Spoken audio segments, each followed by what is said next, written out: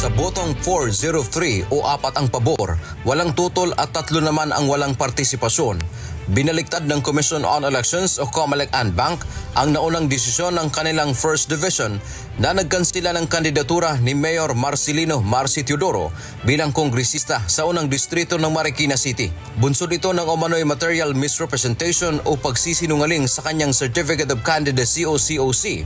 Pinagbigyan ng Commission and Bank ang inihaing Consolidated Motion for Reconsideration ni Teodoro.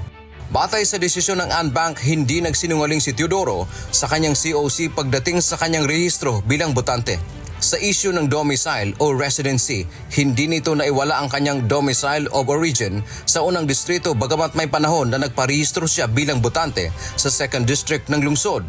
Sa sinasabi ng COMELEC and Bank ngayon, ng 4, na meron na hindi naman daw siya stranger dyan sa mismong lugar. And therefore, alam niya ang kultura, alam niya kilala niya yung mga tao, kilala niya yung mga pag-uugali at mga problema. So long as meron ka pang intention laging bumalik at bumalik doon sa pinanggalingan mo, yung pa rin ang domicile of origin mo. Sa isang pahayag, nagpasalamat si Teodoro sa desisyon ng COMELEC na nagpapatunay anyang tunay ang kanyang kandidatura. Ngunit sa kabila ng desisyon ng COMELEC, nilinaw ni Chairman George Erwin Garcia na hindi pa mapoproklama kaagad si Mayor Marci. Hihintayin pa niya ang 5 araw bago maging final and executory ang desisyon. Pagkatapos nito ay saka pa lamang papasok ang City Board of Canvassers ng Marikina para maiproklama si Teodoro kung walang restraining order mula sa Supreme Court. Sapagkat kakailanganin po yung 5 araw na hintayin ang pagiging executory ng aming desisyon.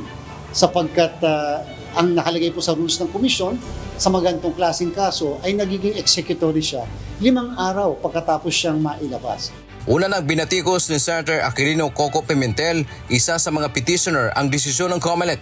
Tinawag niya itong mockery o pangungutya sa saligang batas.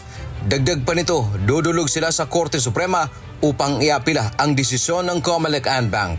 Dantiamento UNTV News and Rescue.